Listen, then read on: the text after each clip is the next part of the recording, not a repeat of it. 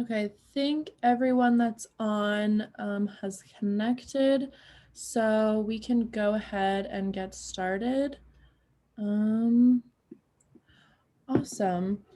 Well, we just wanted to welcome everyone to our joint event with the National Black Women's Justice Institute, and we are super excited for our speaker today. The Associate Director of the Institute is Aishatu Yusuf. Please correct me if I'm pronouncing your name wrong. No, you're good. You said it really well. Most people like butcher it much worse than that, so go. Okay, great. We actually have a bio for you just to introduce you to all of our participants. So I'm going to let our president, Rudy, take it away. Hi, thank you so much for joining us. So Aishatu Yusuf has spent the majority of her career working within multiple social systems to create better outcomes for marginalized youth, young people, and their families. Throughout her career, she has focused on child safety, youth, and adult legal system reform, child protection, and education policy.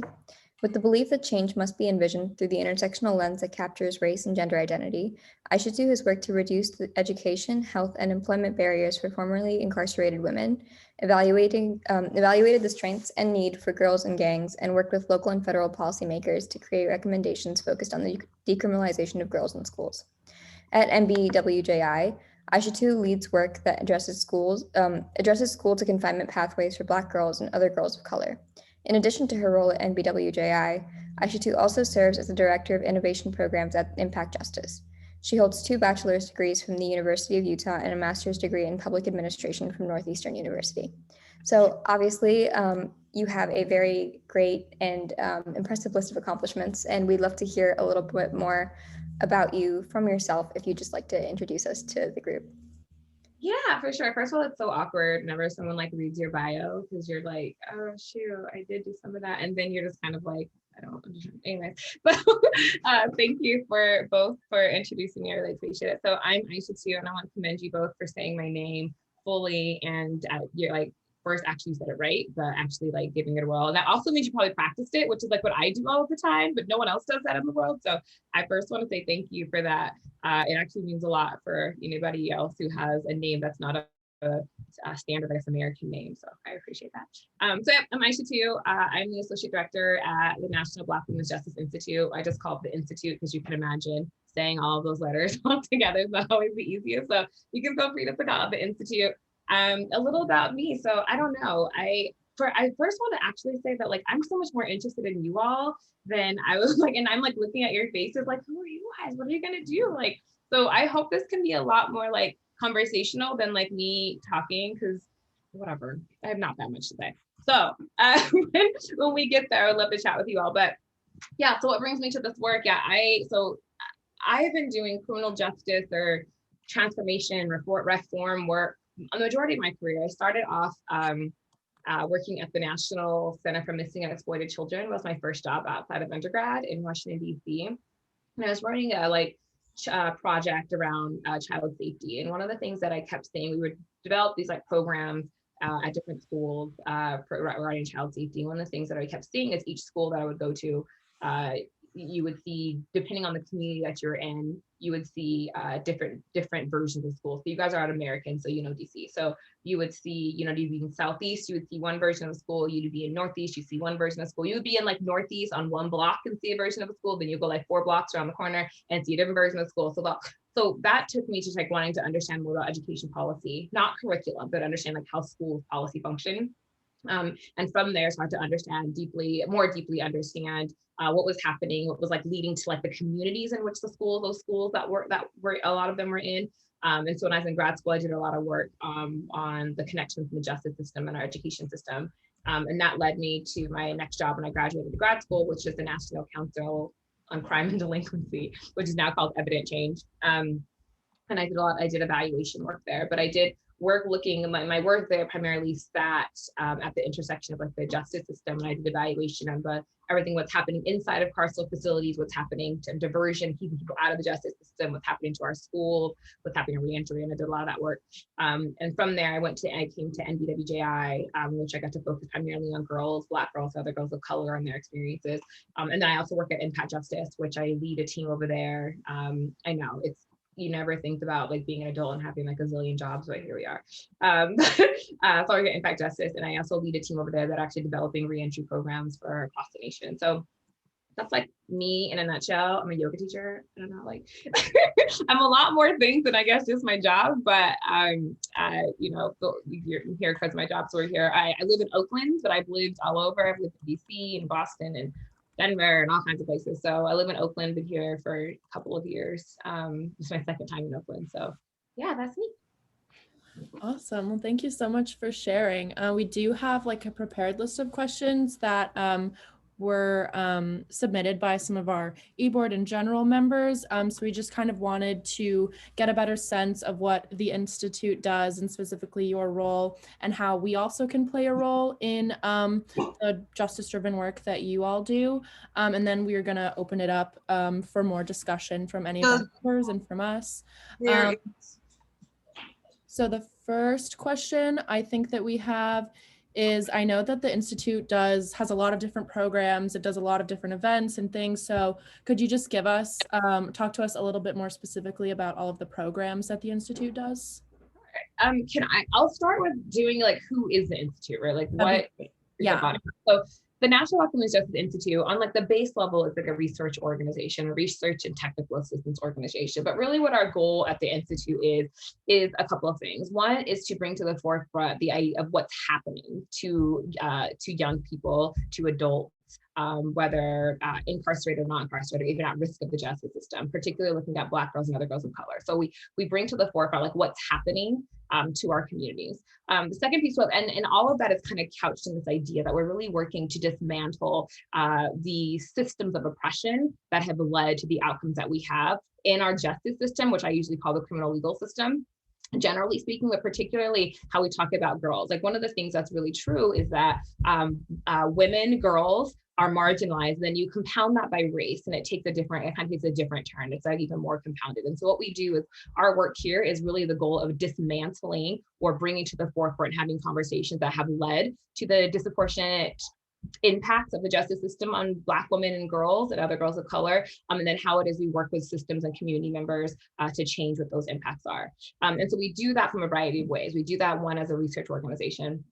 And that's, like I said earlier, I do not as much anymore, but I do a lot of evaluation. And one of that is evaluating programs that are in our communities that are doing good things, but we want to understand how to amplify their impact and how to broaden those programs across the nation. So one of the programs that I just finished evaluating is called an Emerge program. It's empowering, mentoring, engaging, getting the other E. Whatever, it's Emerge. But really the goal of what Emerge was using the research of Dr. Monique Morris and other scholars. Emerge was created because what was happening, we could see in the data, was that girls that were involved with the justice system or exiting the justice system were trying to get back into school systems, and the repeat cycle was happening. They were being kicked out of it, they're being kicked out of our schools, back into our justice system, and they're continuing to get further and further and further behind until you have what we call like school confinement pathways or school push out, right? And so Emerge was created as a alternative to all of that, that's particularly for girls that have been in contact with the justice system, and how do you provide mechanisms for them to be educated in a safe environment that's going to adhere to their needs. So I evaluated that program. That program was started in Oakland, and it's still going on today. But really, we're, again, an example of what type of programs we're evaluating with the goal of amplifying what they're doing for replication. Other things we do is we're a technical assistance organization. What that simply means, because I didn't even know what technical assistance meant for like the longest time. Like I may not actually to this day know who came up with the term and why it's used, but here we are. When people say technical assistance, what that typically means is that an organization or an entity or consultant is like helping another entity build something or strengthen something. So for our technical assistance, we work with both systems, we work with nonprofits and other organizations on either amplifying something or building something. So one of our projects that we do there is our Boys with Allies project. in which we actually created a curriculum. We were commissioned to create a curriculum because what was happening, right? You may know all this, is a lot of the conversation on sexual assault and abuse for girls, particularly girls in school, the onus is always on like the girl, right? In talking about how you prevent sexual assault from happening to yourself, which is like a crazy concept in itself. And then when they intend to bring in, and I say girls and boys because primarily when you look at sexual assault, 93% of sexual assault happens to people who identify as female. That doesn't mean sexual assault doesn't happen to other people who have different gender identities, but that is the 93% of that. And of the 93% that are victimized, that identify as female, about 94% are the harm is caused by a person who identifies as male. So I'm saying it in those two binaries because that's what the primary data looks like. But anyways, so the Boys of Allies curriculum was created to teach boys, to teach young men about what sexual harassment is, what sexual assault is, and how they can, one, prevent it from happening themselves, but also how they can be an ally for boys, for girls and people who identify as female in our school spaces particularly. What we found, the reason why we got into that project is because, again, what we found was that when we talk about sexual assault and harm, the onus was again on girls. And then when it came to boys, it was punitive, right? It was like, you caused harm, you get kicked out of school, you're suspended, whatever the hell that was. Can I say hell? Is that okay? Okay. Yeah, totally. Go for it. Go for it. I'm like, what do I get? And so, so one of the things is like half the time, like I've done a bunch of focus groups, and a lot of the stuff that we started to understand is half the time people identify as boy don't even know what harassment is. When they are walking down the street catcalling, they're like, I was just telling her she was hot, right? And then we tell them like, this is what that lands like. This is the outcome of that. When they start to have education to understand that, then they start to make different choices. But they also start to look at their friends and their peers and call their friends and their peers out for to make different choices. So that curriculum was created for that purpose, and that is a particularly school-based curriculum in which the educators or people in the school give that curriculum to boys. We created it with boys, so we did a bunch of focus groups with boys, and then we also did some focus groups with girls. And inside of both those groups are people that were both male, female, gender non-conforming on the binary in both of those groups, because we wanted to make sure we capture all those voices. But yeah, we created that. And other projects that we do are all kind of gearing towards the same thing, is how it is that we bring to the forefront the information of what's happening to what's happening to girls, and women, particularly those of color, particularly Black, and how we work with different system actors and community members to create a place of healing, to create a place of less punitive practices, and how we get to a place that we can transform or reform what exactly that is we're doing. Hope that answered the question. Yeah, I think it did. Definitely. Yeah, thank you so much. Like heads. Okay. You could also, like, if you also want to, like, I can talk and read. So if you want to also, I don't know the method, but if someone wants to like throw a thing in the chat, I can read it too, if that's like a thing. Yeah, if anyone has any like follow-up questions to anything that we mention or talk about, please feel free to put them in the chat. Or I always find myself talking too much, so please feel free to interrupt me ever. But if anyone has any questions, please put them in the chat, and we can get that conversation going. Absolutely. So what does, I guess, your average day look like? Because obviously there's a lot that you do. My average day. Oh, that's quite the question. I don't even have a good answer for that, but I will give it my best shot.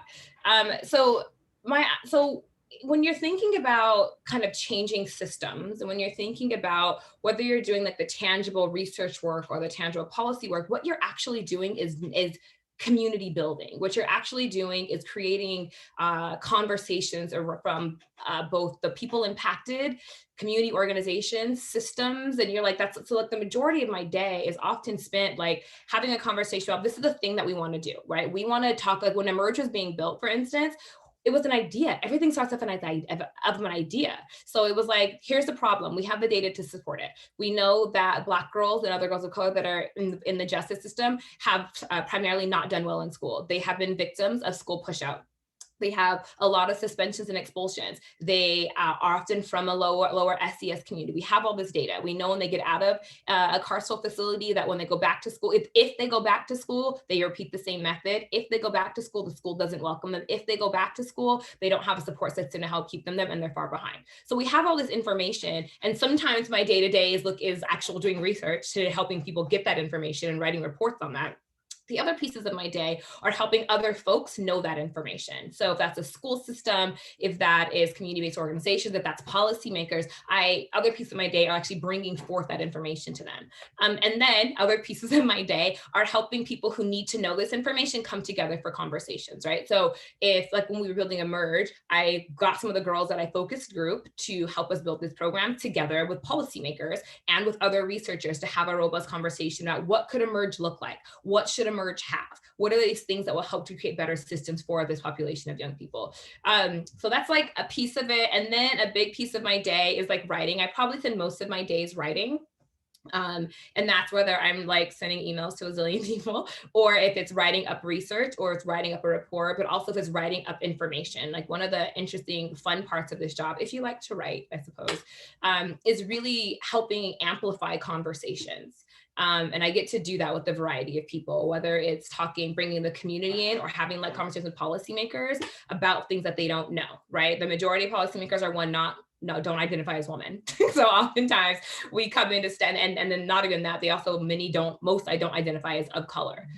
So oftentimes, like, I get to be tokenized because I get paid to do it. So that's fine in that regard, to stand up and be the voice of what the research that I've done, but also like my identity, and bring to the forefront what's happening in our systems, whether it's an education or a justice system, and have that conversation so they can create change. So every day, my days are very, I could not get into work that I had similar tasks every day. I commend those who do that work, because I think in different aspects that's really needed. I could not do that work, and I can't decide chicken or egg. If it's whether I can't do that work now because of what I've done, or I couldn't do it then, so I got into this kind of work. I don't know.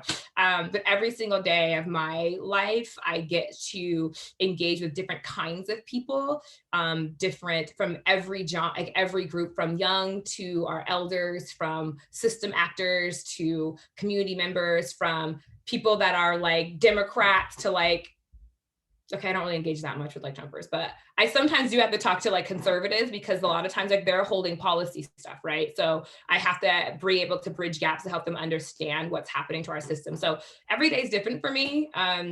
They're never slow, though, I'll tell you that. Every day is like cool things happen, or like articles come out, or new data comes out from some other organization, and we got to figure out how to, whether we don't. So yeah, sorry, I might look like can you guys still hear me?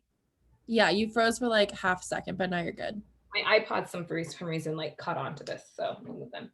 Okay, so yeah, that didn't answer well, but it's because every day is really different. Yeah, that's totally fair. And I think that the part about you writing a lot every day is something that the audience here can appreciate a lot, because a lot of the people here are writers. So it's definitely something that they can relate to and or appreciate. But since you have such an expansive background in justice-driven work and criminal justice reform, are there any career avenues that you suggest to college students who are interested in criminal justice reform, specifically because at American, a lot of the students here are really big into politics and political activism. So I think that this avenue would be something that a lot of people are interested in. Yeah, I was actually going to go to America for my graduate degree, but I chose to go to Boston. I don't know if that was a good or a bad decision, but here we are.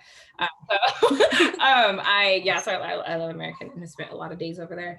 I don't have like suggestions, and I say here's how I'll answer. I don't have suggestions, right? Because I think one of the things that's important is, and I had to learn this, is because like my job didn't exist on paper. Like when I was in college, no one told me like, oh, you could be like the director of this program and do these cool things. Because I didn't understand. Maybe it could be just me. I'll take that. But I like didn't understand how these work. Like when people like give you like, you're a legislator, you're an attorney, you're a nonprofit. And like they give you kind of these like sections of work that you can go into. And if there's anything I can impart on you all, it's that you can literally chart your own path, and you don't have to know it at the beginning. You can just start to build the pieces that you were like. So for me, I knew that I wanted to get more into justice work. And so I went and interned at the National Council on Crime and Delinquency. That's how I started. And I was working on, back in the day, because I'm much older than y'all at this point, Eric Holder, who was the Attorney General at the time, had built a task force out called the Children Exposed to Violence Task Force. So I went interned over there to work on this task force. When I say work on this task force, like literally I was like in DC, and like half my job was like getting all of these task force members like coffee and their lunch. And then I got to sit down and then I took a bunch of notes, right? And so like on face value, that sounds super whack. But what it helped me do is it got me in the room with these people that knew so much more than I did. And so as I started to get coffee and take notes, I was digesting information and I was understanding more things about them and about what they did. And it helped me conceptualize like, ooh, I want to know more about this. One of the conversations I had during that time period was about neuroscience and cognitive brain development, right? I'm not a scientist, so it wasn't something that like I knew tons about, but it sparked my interest. And from there, I went to my boss at NCCD. It's like, hey, I want to do more about cognitive brain development as it relates to young people in education. And that's literally how I then was hired there to do more research regarding that. But like my position didn't exist. I didn't know about some of these things, but like I took my opportunities that I had that on face value people may say is like, you're getting coffee, but like I was so dang happy to get Eric Holder coffee. Like, are you kidding me? Like, I was like, I'll get you lunch, coffee, you want your dry cleaning? Like, and so like, I think one of the things that's important to think about is the jobs that you want, you may have to create. And the way you create them is by being in space. And so if that means that you're like, like all my friends when I was in DC were like legislative aides, you literally get paid like $25,000 to be a legislative aide. But what you're doing is you're in the space with the people that are making policies and laws and things. And even if they don't ever talk to you and you're talking to their like staff assistant people, those people are going to go somewhere else. Right? They're going to leave there at some point and go to another organization. And they're going to be like, remember that one day when Hannah was like getting our coffee? She told me that she was really into economics. And they're going to send you a note, Hannah. And like, so when you think about, cool. So like the jobs that like people like me do is we're policy directors. We are directors of innovation programs, and we start out by being managers, and we become like policy associates and legislative aides and evaluators if you like research. So those are the kind of jobs that like you see on paper that you're probably like, those are hella cool. But a lot of those jobs that people have, they created avenues from themselves based upon their interests. So if I could like impart, and there's so much stuff that we don't know exists. Like the one thing that's like the most amazing thing about like your generation and folks that you do is y'all just get to make stuff up and you get to make it into what you want, because you're not held by like the boundaries that people put into place, right? And I have a bunch of friends that are like that went to law school, and none of them practice law. Like I think literally of 1, 2, 3, 4, the 7 friends I have that are attorneys, 1 practices law, right? And part of that is, and again, if you're going to law school, please do it. It's amazing, do it. But part of that is because I think what you're often doing is like kind of putting yourself into this, like, this is what people do that want to do policy work. This is what people do that want to do criminal justice work. And you're not thinking more expansively about like what that work can do. So a law degree can get you a lot of places, but so can your policy degree. So can your degree in your master's in education. So can all these other things. It's really about like how you position yourself and like what you're willing, like where you're willing to go. Like I was willing to get coffee for who the hell ever. I was willing to take notes for these meetings that I didn't totally understand what was happening. And then I was willing to send a note to my boss and say, hey, can I talk more about that thing that I learned? Right. So it's really about positioning yourself and expanding your mind. And like y'all are writers. So that is such a key characteristic to have. Like I cannot express that more. Like I hire people all the time. A lot of folks I don't hire is because they can't write. They might be like brilliant, but I need people to write. And so like that is such a skill you all have, and don't underestimate your ability to have that. And that can take you at a lot of places. Even if you're out of college and you're like, hey boss, would love to write a blog about whatever the heck you're interested in right now. And 9 times out of 10, they'll be like, okay, sounds good. And that can be like, oh wait, Emma likes writing blogs about whatever. Let's talk to Emma about this. So that's how like these processes work. So many times jobs that you want may not exist. You may have to create it, but there are avenues to create them. It's not as prescriptive. I don't want to be prescriptive like how folks were to me when I was in college, and they're like, yeah, you become, a legislator and a senator. And I'm like, oh, there's only 20 of them. Like, how do you, like, we can't all be senators. So I think, I think that like, think expansively, like what I would do, I think about the areas that you care about. Like, are you an environmental person? Are you a justice person? Are you a food person? Like, this is just like another piece. Like I have at Impact Justice, I have an entire project about food that's talking about like the food that's in carceral facilities. The people that work on that team are literally chefs, right? And you would never think about the people that are like literally in culinary school ever taking their skills to a justice justice scenario. So what it is, like, think about what it is that you want to do and the avenues that are going to help, like the people, the organizations that are going to help you get there. And I promise your job will start to cultivate itself as you build. Like, you literally have a whole lifetime to build it. It may not exist right now. Might be a good answer. I don't know. Oh, that's a great answer. Thank you. Very helpful, actually. In your opinion, what role, I guess, can we as college students now play to facilitate change in the criminal justice system?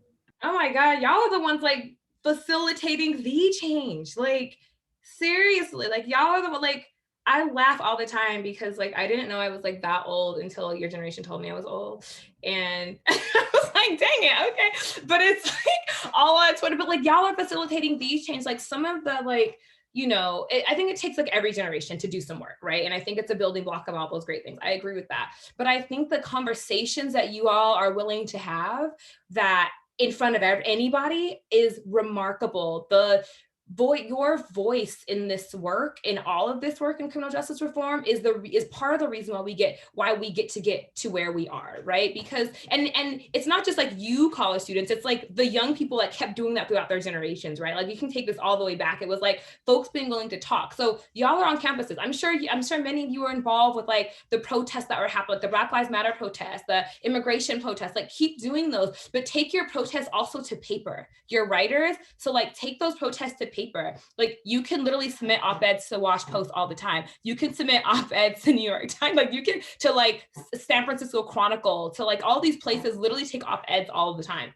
So like, you know how to write, that's a skill that you have, you should use it. You should email organizations like NBWJI and say, hey, I have an interest to submit an op-ed about this. Your organization does it. Can I co-write it with you? We literally just did that with some young people a couple of days ago, and our op-ed is in Washington Post right now, right? So that don't be afraid to do stuff like that because you know that you have the skill for it. So use it. So, use your, not even the cliche, like use your voice, like take your voice past, like marching and protesting is absolutely something that should be happening. And then what else is there, right? It's then demanding the way your professors teach you and the text that they use is different. Right? It's saying like, this text is like literally sexist. What you're not putting into this conversation and that is missing these key elements. Make them do something different. Have your evidence. If I can't tell you anything else, have your evidence. I know that I'm a researcher, so I get that I lead with evidence, but people can't argue you down when you have a number to put in front of them. People can't argue you down when you say like, well, actually, based upon your syllabus here and here and here, your only reading around for Black people was right here. Like you get to say things like that. And so like use all of those moments that you have to amplify what it is you care about. And then because again, you're in college for 4 years and then you get out and you get to do stuff. So think about like how you, like, what is it that you learn? Like one of the things about college is really amazing is that it's probably one of the main times in your life that you can like scream from the top of your lungs and there's not tons of backlash, right? Like you're not going to lose anything. Like you're not going to get fired because you can't get fired from school. Well, because you can, but theoretically speaking. Right. And so I think like one of the amazing things is like use your voice while you're there in whatever capacity that you have to build upon that. And then not only your voice, pull back into the community that you're living in. Like y'all are in Washington, D.C. I understand that American is in a particular area and the type of students that go to American are a particular type of student, but you're in Washington, D.C. So my suggestion would also be like in D.C. there's a particular community there that's most impacted by the justice system. Go to the organizations there. How can I be of service? How can I help? Can I volunteer here? Can I help you guys write grant proposals? Can I like go back into into the community that's there? Because you're right now sucking down Washington, D.C. water. So the least you can do is go work with the Washington, D.C. folks, right? So go back into the community and use their voices. If you're doing something on campus, go find the community that has young people there, right? If it's like, hey, we're talking about young people today, we would like to have young people here to have a voice here. Go ask the folks in the community to do that. When I was in D.C., I worked with programs all over when I was like working on the Hill because I wanted to understand where I was living and understand who, like the people I want to work for one day, like the people like on behalf of, like the people, like the folks involved in the justice system. I wanted to understand who I want to work on behalf of. So I went to the communities in which provide services for them. So don't underestimate like your ability to ask. your ability to step forward to say, I have a question and how can I help and be of service, and use the skills that you have, so many skills at your disposal and so much access at your disposal. Use all of that to make that change.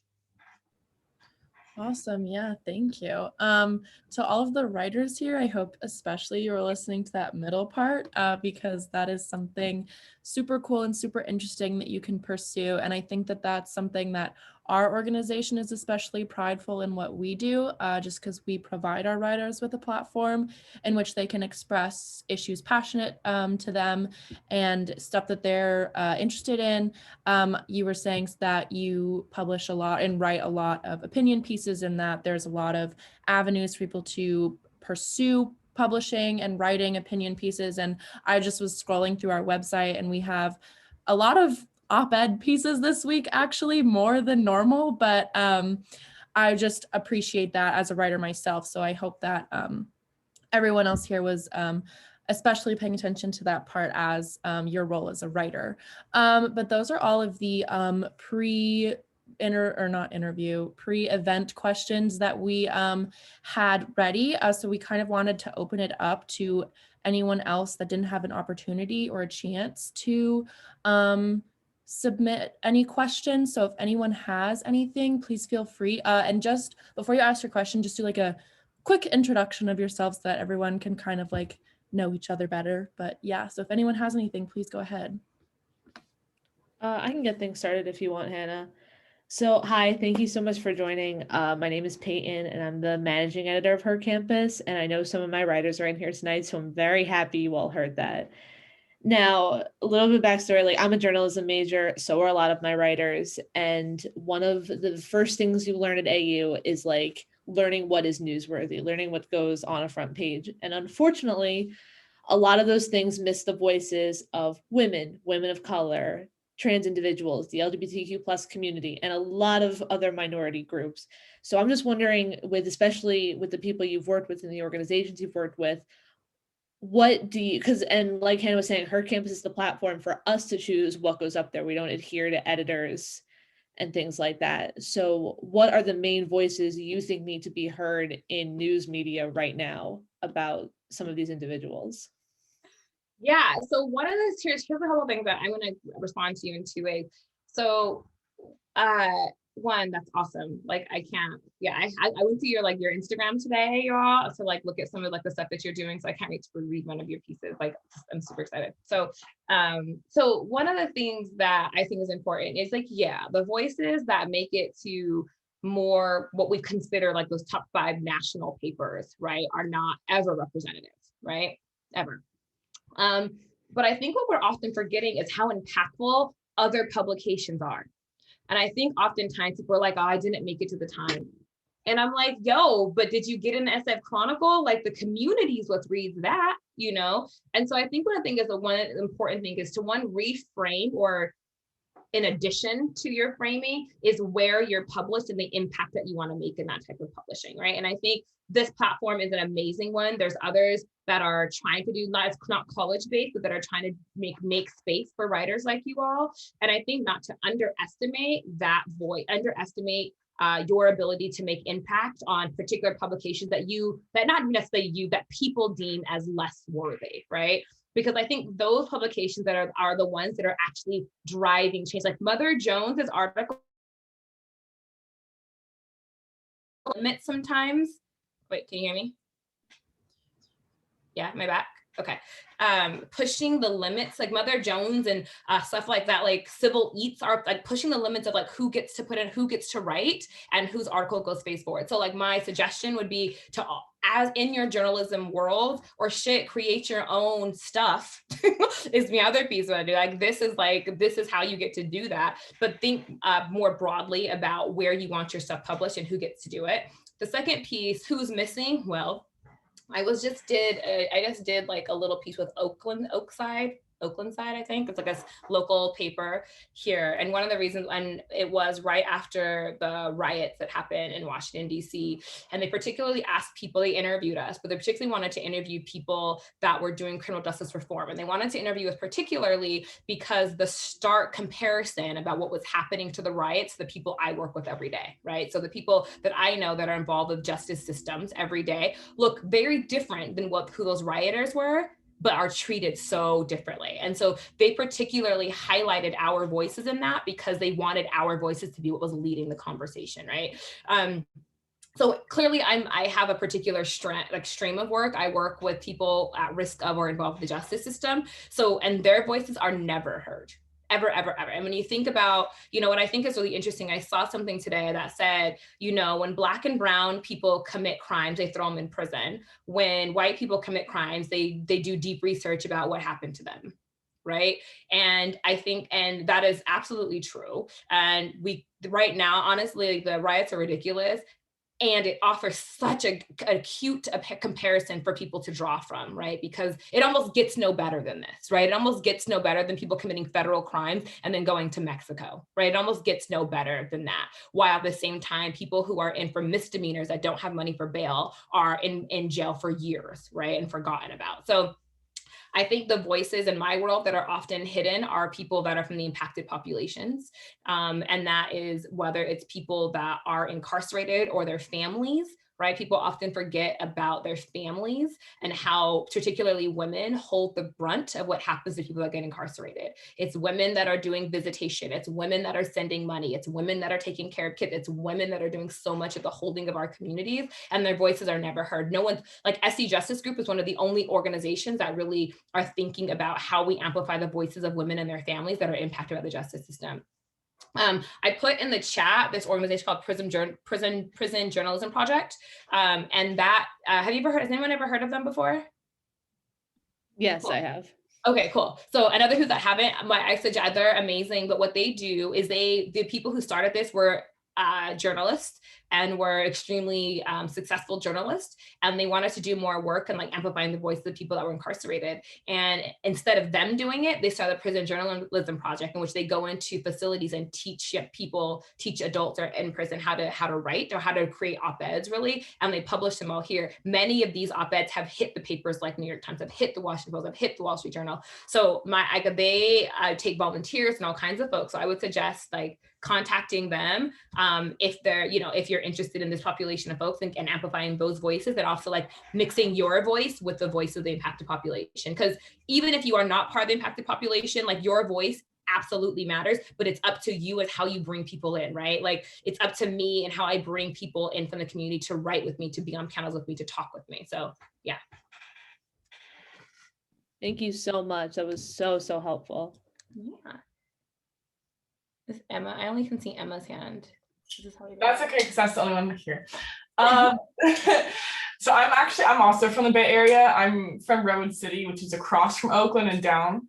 But so when you're talking about how the high school districts, how they all have they throw people away. My high school district, we had a school called Redwood, and that's for all the kids who are the other 3 or 4 schools in my district kind of pushed out and wanted to forget. So I thought it was really interesting when you were talking about that. And I was wondering what's your organization, what are you guys trying to do to fix that? Because a lot of that has to do with funding.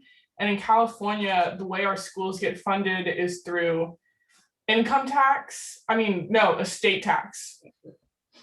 Taxes from people who live in the area. And so and Redwood is in an impoverished area while all the other schools have a better tax code. So I was just wondering what you guys.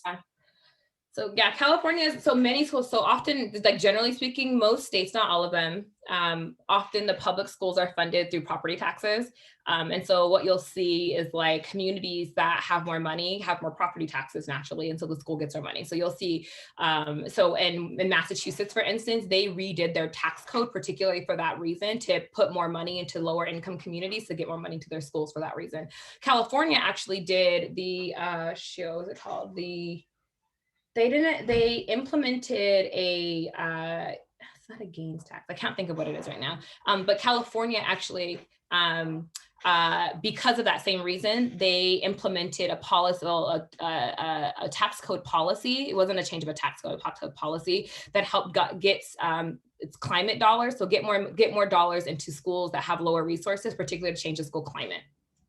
And that was a California policy, but even different cities do have, like LA is doing a whole situation right now. Alameda County is doing a whole situation right now. Redwood's, you're not in Alameda County. I don't know, what county is Redwood in? San Mateo. San Mateo County. Okay. Yeah, I don't do tons of work in San Mateo County. So to answer your question, like, what are we doing? So part of the work that we're doing is having again, I work with justice folk. And I want to be clear, most young people do not come in contact with the justice system, right? Those that do are usually Black and brown. And the other piece, but it's not just young people that come in contact with the justice system that are pushed out of schools, right? It's the class has something to do with, income of your families has a lot to do with it. The education attainment level that your parents had or your guardians have a lot to do with it. So I just want to kind of streamline through all of that. So some of the work that we're doing is, one, to amplify that conversation. We clearly don't create tax code. I don't know shit about taxes. So we don't create tax code. But what we do is we work with policymakers to have a conversation about what needs to happen, right? Because one of the big conversations in Massachusetts we were having was, how do we get more money to these schools? But to be clear though, I want to be very clear. The issues that are happening in school push out is actually not because of funding. Right? It's not because of funding, because when you kick a kid out of your school, that technically means you're losing dollars, right? So each school gets money for each person. So actually you're losing dollars, not those dollars go to whatever district you kick them out to. So it's actually not about funding. It's actually about teacher training, trainings of how our teachers respond to kids of color or poor children, children that have lower SES or children that have disabilities, it's about how teachers respond to it. It's about discipline policies. And we do tons of work in discipline policies. We work with Ayanna Pressley in creating federal stuff. We work with state legislators to do state stuff. I work with local folks to do local stuff. Because a big piece of this work is understanding what our discipline policies are, but not even what they are, but how they're implemented. We talk a lot about policy and practice and implementation, because a policy can be one thing on a piece of paper, but how it is implemented in a school or what is the understood practice of it is a different conversation altogether. So those kids that you say are usually thrown away, they're usually thrown away because they're kicked out of school for some reason, right? Because they committed some kind of violation in school that got them kicked out. Usually it's something most of the times they're non-violent things that are happening. So it's actually less about a funding issue and more about a policy and practice issue and a teacher and administration education issue. So that's partially why we do so much policy work. And then I've actually I don't do them as much anymore. A colleague of mine does them. I did trainings all across the nation, particularly looking at policies and practices and the way in which teachers approach classrooms, particularly for girls of color. I don't know if you've heard of the adultification of Black girls, but that was one of the huge things that we talked about. There's a report from Georgetown Center on Poverty and Inequity that we did came out a couple of years ago called The Adultification of Black Girls. And part of what we were talking about there was about the idea that Black girls are read as older, more mature, more sexualized, and also less feeling. So if you read a young person as more mature, that they don't have feelings, that they are more like, if you read a young person as an adult, then you treat them how people treat adults, which is kind of crappy, right? And so you're more likely to kick them out or treat them like crap in your school because you're reading them as something different. So one of the things that we work with the teachers a lot about is that understanding of the adultification of girls of color, and then how you get to change your practices to adhere to that. So to answer your question, that's the work that we do, but also don't let schools fool you and tell you that their push out of young people is because of a funding issue or their inability to serve young people that need services is always a funding issue. Oftentimes it's a policy and practice issue. Awesome. Does anyone else have any questions or comments? We also have discussed a lot of really great article ideas, everyone. So in case you missed our pitches from last week, we just opened a lot of discussion. So if anyone wants to write an article about anything we discussed tonight, please feel free. How do you all do yours? So this is 2 schools, right? This is it's just American, yeah. Okay, I thought for some reason I thought it was in conjunction with another school. So do you all like collaborate on articles together? Do you like pitch an idea and you work together? How does it work? So we have an editorial team. So I'm the editor-in-chief, and then Peyton is our managing editor, and then we have 2 section editors for our online content. And we, as the editorial board is what we call ourselves, we give out weekly pitches to our writers during our general meetings and through our like newsletter. And then each editor has a list of writers that they have, and then those writers pitch ideas to their editors, and then they formulate an article topic, and then the writer will write the article and then send it to our editor, and then they go back and forth with edits and suggestions to make the article great, and then they get to put it up on our site, and then we just get to publish it right onto our site, which is really awesome. And then we also have a print magazine, which we have an entirely separate editorial board for. So we have a publishing director and 2 print editors. And the way that our and then we also have a design team for our print magazine as well. And the way that that works is we have any writers that would like to be part of our print team come up with an article that they spend the entire semester on. And we just have like deadlines throughout the entire semester that our print editors and our writers collaborate with, and they offer edits and suggestions and stuff like that. And at the very end of the semester, we put our whole print magazine together into this beautiful magazine that our design director puts together with original photography, original graphic design, and it's really gorgeous. And it's honestly one of my favorite parts of her campus because it's just an accumulation of a semester's worth of work. But that's our 2 main editing, writing platforms. I hope that answers your question well.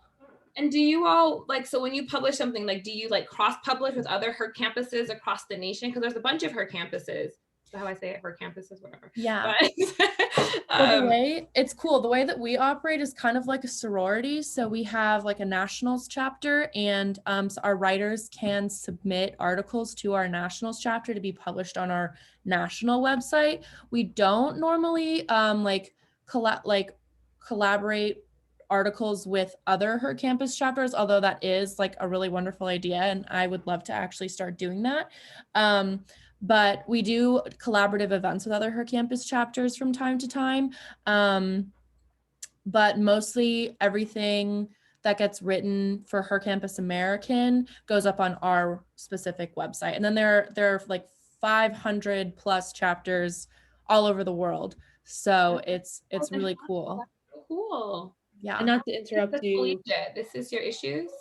Yeah, not to interrupt, but both Riddy and I just linked our website and then the links to our print editions that we unfortunately never got to print because of COVID. I'm looking at it. This is so amazing. And then do you all pitch any of your articles to like broader publications? I personally have not. Has anyone else had any experience with that?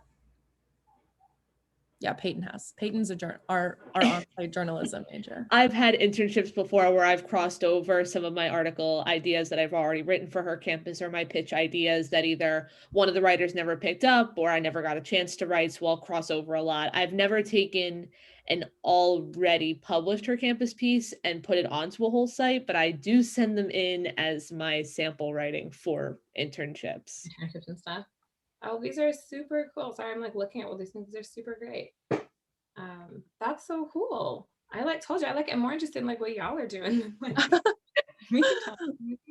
And do most of you all want to be journalists or novelists or something like that? Yeah, a lot of our writers are journalism majors. I'm not a journalism major. Don't know how I ended up here, but I enjoy writing, so I guess that's kind of why. But Riddy, our president, is a journalism major. Simi, our events director, is actually a criminal justice major, so that's why we're so excited about this event. Okay. But yeah, does anyone else have any questions, comments, anything in general? Well, you guys should let us know. We like love publishing things. So if anyone does any work, particularly on girls of color in the justice system or our child welfare system, we have like a whole blog situation. So we would love to publish your blog on our site. You know, someone might co-write something with you. We're like always looking for ideas like that. So please let us know.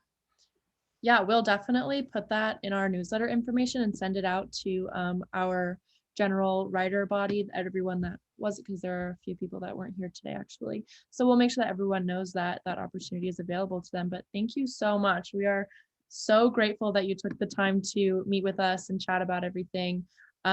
This was super inspiring for me, at least. I hope it was for everyone else too. And I know I learned a lot. So we really appreciate you taking the time.